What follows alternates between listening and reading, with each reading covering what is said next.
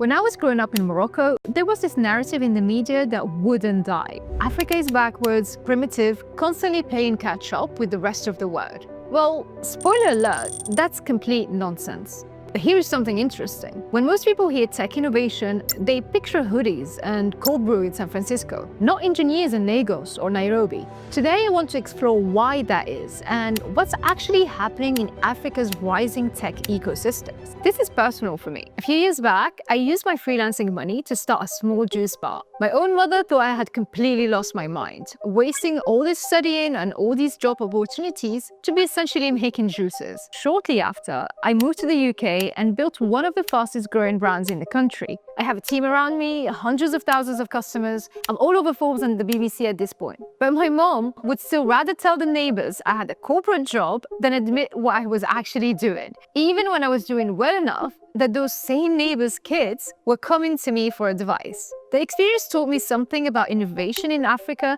that statistics don't capture. The social pressure against entrepreneurship is real, and it shapes everything about our tech ecosystems. Because what I discovered after diving into Africa's Silicon Valleys completely changed my perspective. These aren't just imitations of America's tech hub. They're potentially the blueprint for something entirely different, and maybe even better, built by people who had to overcome not just business challenges, but cultural ones too.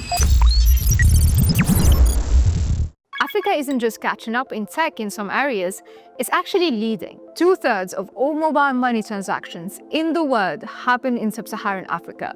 Think about that for a second. The continent that's typically portrayed as needing help is actually pioneering financial technologies that the rest of the world is scrambling to copy. So let's dig into Africa's Silicon Valleys, not just what they are, but how they came to be, and why they might represent a future of tech that solves real problems instead of just creating billion-dollar apps for first-world conveniences. When we talk about Africa's Silicon Valleys, we're not talking about one place. The continent is massive. You could fit the US, China, India, and most of Europe inside it. So naturally, multiple tech hubs have popped up, each with their own specialty. Lagos in Nigeria, or Yabacon Valley, is a fintech powerhouse and home to companies like Flutterwave, valued at around $3 billion.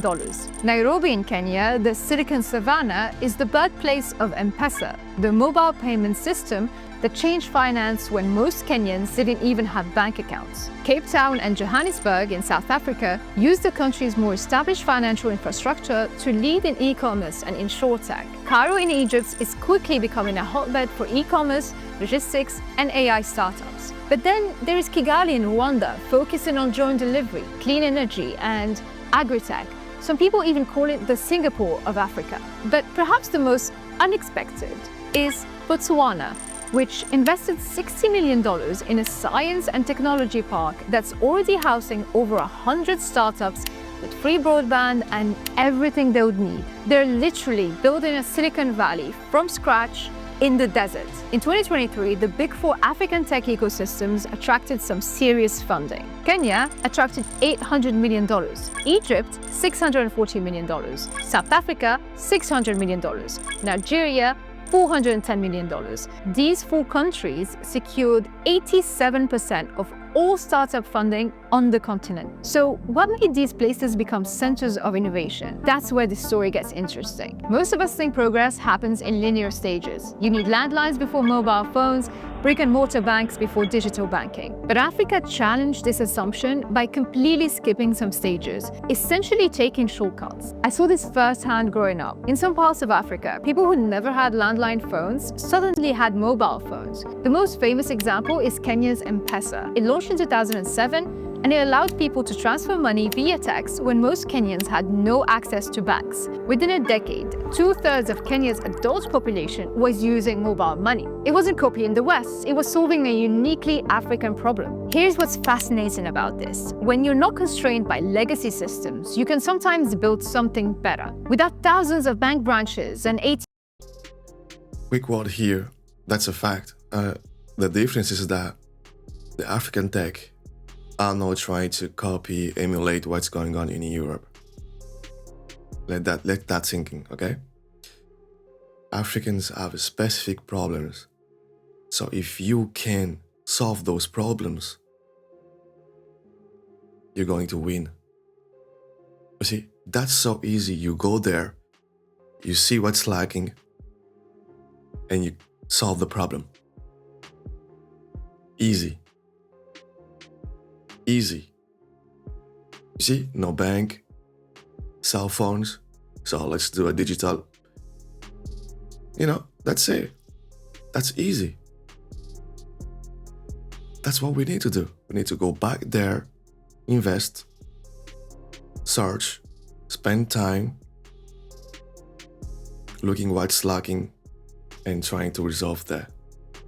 That's what we need to do, the diaspora. We need to start doing that. We cannot let the foreigners do that. We need to start doing that. And the crazy thing is that a lot of us in the diaspora, we did STEM, science, technology, engineering, and math. A lot of us did that in Europe, in America, in Asia, in the Middle East. A lot of us did that. So we already have the knowledge. Meaning that we can go back there with the knowledge, with a little funds, and start doing things there to solve the problems. That's what we need to do, guys. ATMs, Kenya created a more flexible, accessible financial system than many Western countries had at the time. But let's be real, there are also some serious challenges. Only about 37% of Africans had internet access in 2023, compared to 67% globally. Power outages are common. Over 25% of Nigerian businesses reported double-digit revenue loss due to frequent power cuts. And this creates an interesting dynamic where innovation and frustration exist side by side. A Lagos engineer might be building world-class payment infrastructure while dealing with internet outages and running generators. An entrepreneur in Nairobi might be pitching to Silicon Valley VCs in the morning and figuring out how to distribute their product without reliable logistics networks in the afternoon.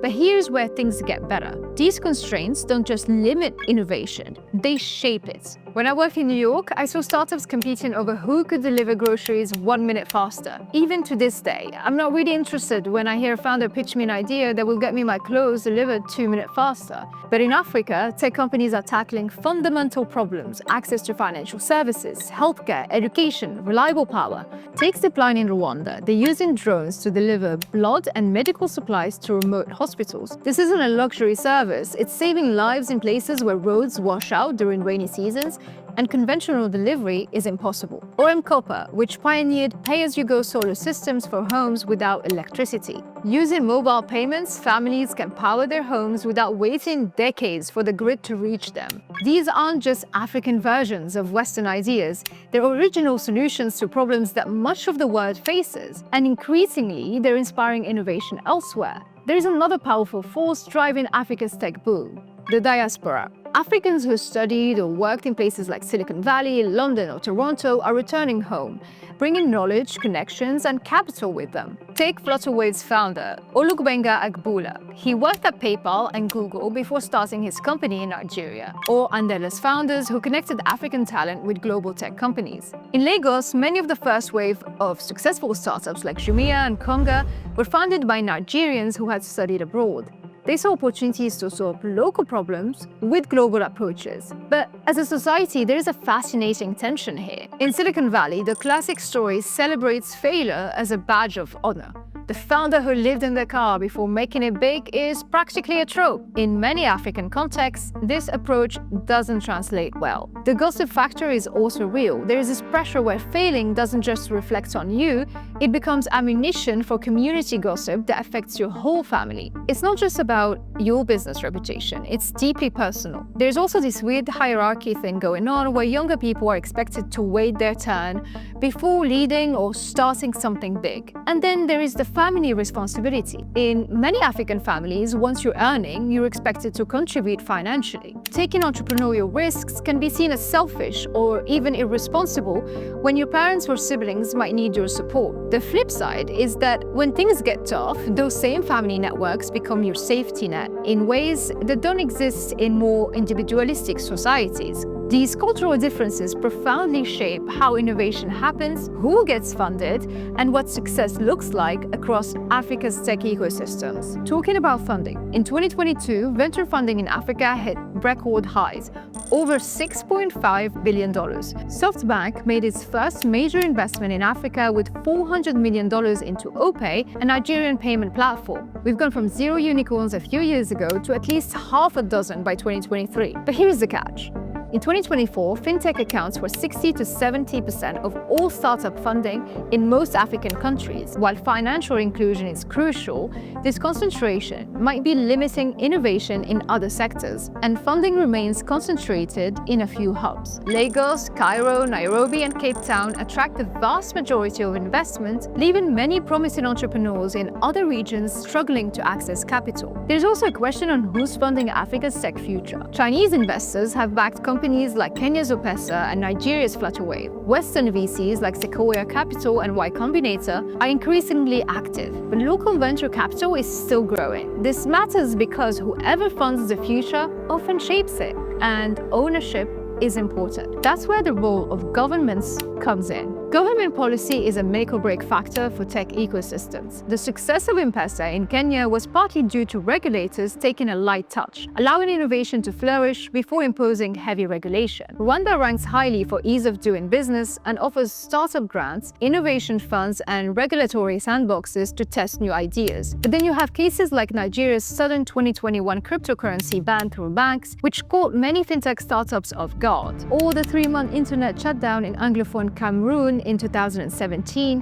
which devastated local tech businesses. These policy differences explain why some African tech hubs thrive while others struggle, despite having similar talent pools and market opportunities. I lived and worked in Sao Paulo after spending time in the US and Europe, and it hit me. While Western startups are busy trying to shave a minute off grocery delivery, tech companies in places like Latin America and Africa are solving real problems that actually matter. Africa's innovations aren't just for Africa. Mobile banking in Kenya is changing fintech worldwide. Off-grid power from East Africa is being used in disaster zones. Telemedicine built for rural areas could help underserved communities everywhere. The future of tech isn't another social media app. It's real solutions for clean water, energy, healthcare, and finance. And Africa is leading the way, not in spite of its challenges, but because of them. By 2050, Africa will have the world's largest workforce. We're young, digitally native, and we're growing every day, while many other regions age. This demographic dividend could power decades of innovation, but there are significant hurdles to overcome: infrastructure gaps, political instability in some regions, and ensuring that tech benefits reach beyond the urban centers. The question isn't whether Africa will produce more tech innovation. It will. The questions are, what kind of innovation,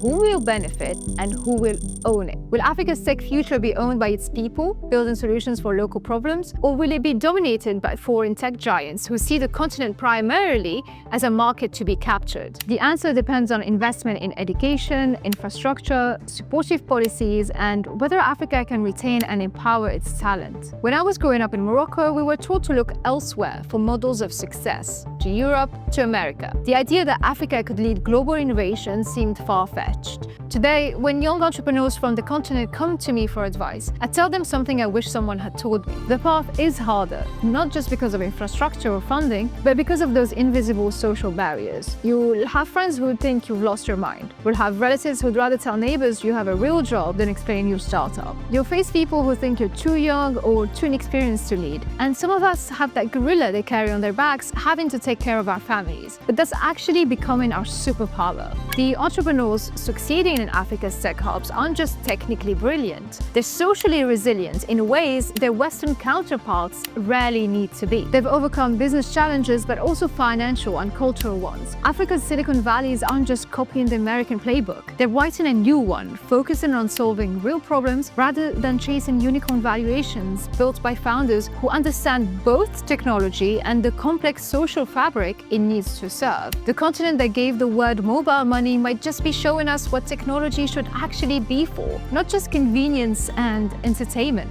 but addressing fundamental human needs. So next time someone talks about Africa catching up to the West, remember, in many ways, Africa isn't following, it's leading, showing a different path for how tech can serve humanity. So what do you think? Could Africa's approach to tech innovation actually be a better model for the world? Let me know in the comments, and if you enjoyed this video, don't forget to like and subscribe so we can bring you even more. I'll see you next time. Shout out to Shimei, Samir. We investigated Africa, Silicon Valley. It's not what we expected. Facts. Facts. And yeah, amazing. We love that. And yeah, we're different. Africa is different. It's different. Everything they do, they try to solve something. You know, when you take out the sellout, the greedy ones, but everything we do, we try to solve problems for the people, trying to help people. And that's important. And she said a lot of things that I said. The diaspora, a lot of us are in STEM field, science, technology, engineering, math, in Europe, America, in Asia, in India. So you see a lot of us going back, starting startups, you know, creating things. But we need more of that. We really need more of that. And we need to solve problems that the African continent is having right now. Okay? But as far as for the energy, African leaders really focused on solar energy. I keep saying that. We need solar train, solar car, everything solar, right? Because the sun is free energy. It's Africa from January to December. Okay? And we need to really, us the diaspora, because we have more resources, money-wise, okay, than our brothers on the continent. So we really are the one that can push, can help, you know, to develop startups in Africa, you know, to support startups in Africa, you know what I mean? Because it's okay for foreign company to invest, but like she said, those who invest may at the end of the day own it. But if we, from the diaspora, we invest a lot, it still remain African. You know what I mean? So, yeah, there's a lot of things to do. There's a lot of things to do on the continent. There's a lot of things to do. And we are doing that. And like I said, and by 2050, Africa is going to be the number one when it comes to population and younger population. So it's a great market. Africa is the future. Okay? Everybody's stagnating. Africa is growing every day. Growth every day. So, shout out to Shaimai, Samia for the video. Yeah. Guys, don't forget to subscribe, to like, to comment below, show me love, subscribe to the channel. You know what I mean? Comment below, let's talk about all of those things. And see you next time. Take care of you and your family. Peace out. Thanks.